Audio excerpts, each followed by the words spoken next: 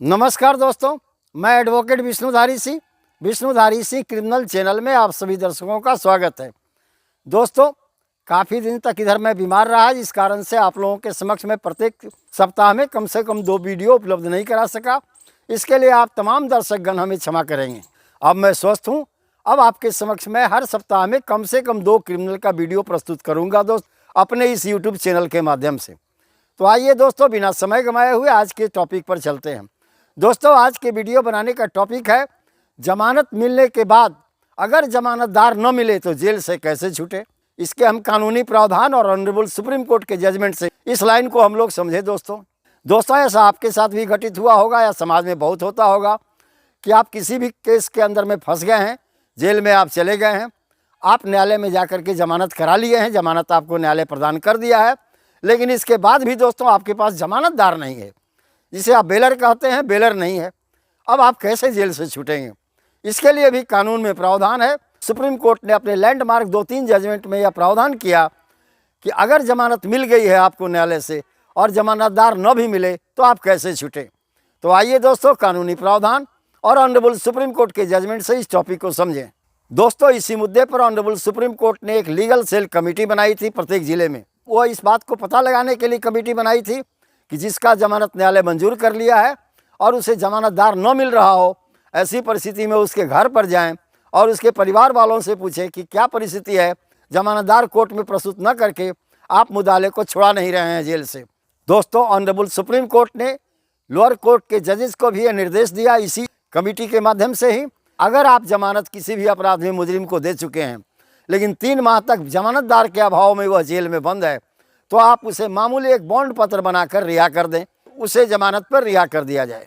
दोस्तों, अब इस टॉपिक पर लॉ क्या कहता है कि आपको न्यायालय से जमानत मिल गई लेकिन जमानतदार न रहने के चलते आप अभी तक जेल में बंद है, इस पर कानून क्या कहता है।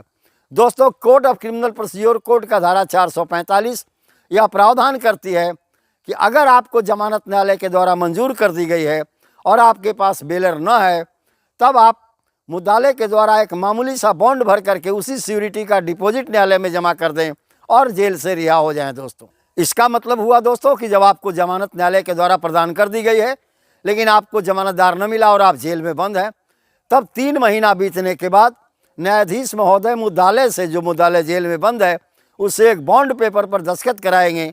और दोस्तों, जितने राशि का सिक्योरिटी दिया गया है बेलर के लिए, बेलर का एक सिक्योरिटी होता है दोस्तों 10,000, 20,000, 50,000, तो उस सिक्योरिटी का कैश डिपॉजिट न्यायालय में करवा के मुद्दालय चाहे तो जेल से रिहा हो सकता है। यह सीआरपीसी की धारा 445 के अंदर में इसकी व्याख्या की गई है। अब आइए दोस्तों, कुछ ऑनरेबल हाई कोर्ट और सुप्रीम कोर्ट क्या कहता है इस बिंदु पर जरा समझते हैं।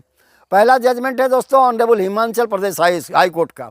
अभिषेक कुमार बनाम हिमाचल प्रदेश सरकार वाले मुकदमे में अपना निर्णय सुनाते हुए यह प्रावधान किया कि जब न्यायालय से किसी मुद्दालय को जमानत प्रदान कर दी जाती है और अगर उसे जमानत न मिले तो उस मुद्दालय को बॉन्ड बना करके और उसी सिक्योरिटी का, जितने सिक्योरिटी का बेलर लाना था उसे, उस सिक्योरिटी का कैश जमा करके वो चाहे तो न्यायालय से रिहा हो सकता है जमानत पर।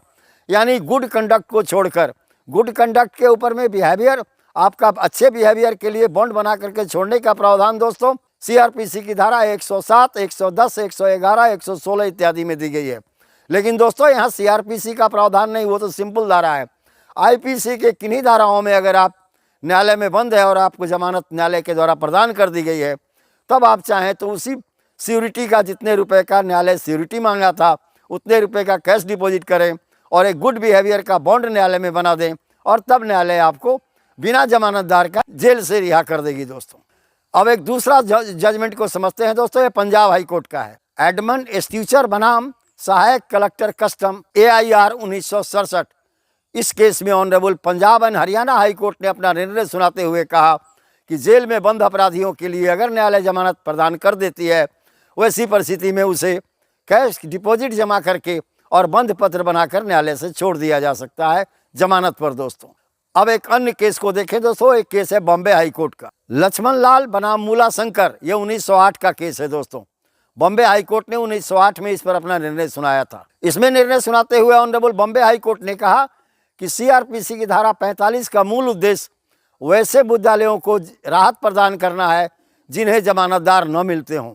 इसका मतलब कि जमानतदार तो लाना जरूरी है, लेकिन अगर किन्हीं कारणवश कोई विशेष परिस्थितिवश जमानतदार अगर न मिले, तब न्यायालय में आप उतने का डिपॉजिट कैश जमा करके और एक बॉन्ड बना करके जमानत पर आप न्यायालय से तत्काल रिहा हो सकते हैं और अपने केस का कंटेस्ट कर सकते हैं दोस्तों। तो दोस्तों, इस तरह से आप समझ रहे होंगे उपरोक्त जजमेंट के द्वारा और लॉ के प्रावधान के द्वारा कि जब आपको जमानत न्यायालय प्रदान किसी भी आपराधिक संहिता में दे देती है और जमानत मिलने के बाद आपके पास जमानतदार न हो, तो आप किस प्रकार से जेल से बाहर आएँ जमानत पर। यहीं पर मेरा वीडियो संपन्न हुआ दोस्तों। अगर आपको मेरा यह वीडियो पसंद आया तो आप इसे लाइक करें, सब्सक्राइब करें, अपने साथियों को शेयर करें। धन्यवाद।